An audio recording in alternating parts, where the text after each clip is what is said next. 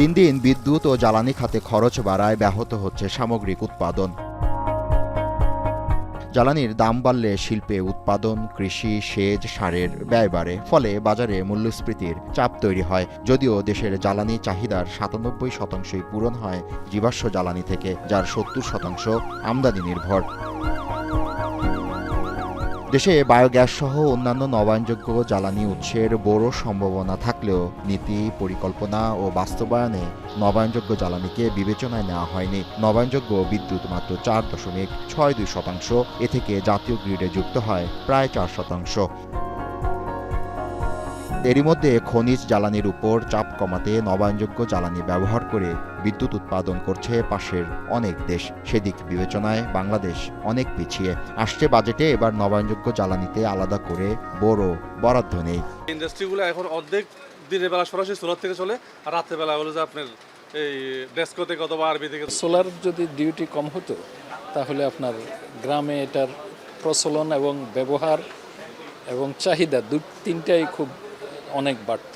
এবার আসন্ন ২০২৬-২৭ অর্থ বছরের এডিপিতে বিদ্যুৎ ও জ্বালানি খাতের জন্য ৩২,৬৯১ কোটি ৫৪ লাখ টাকা বরাদ্দ রাখা হয়েছে।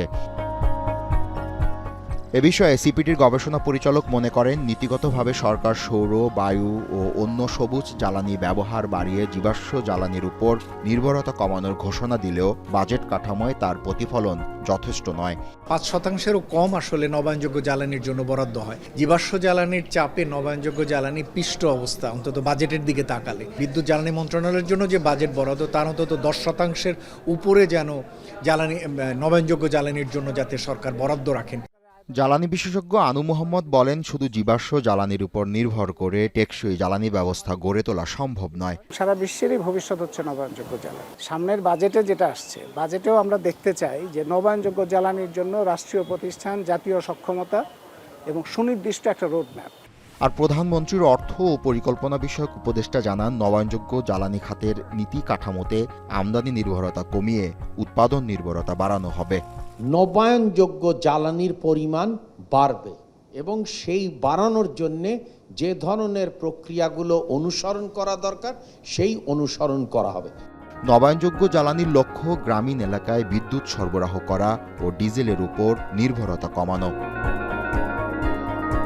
জাবেদ আব্দুল্লাহ, এখন, ঢাকা।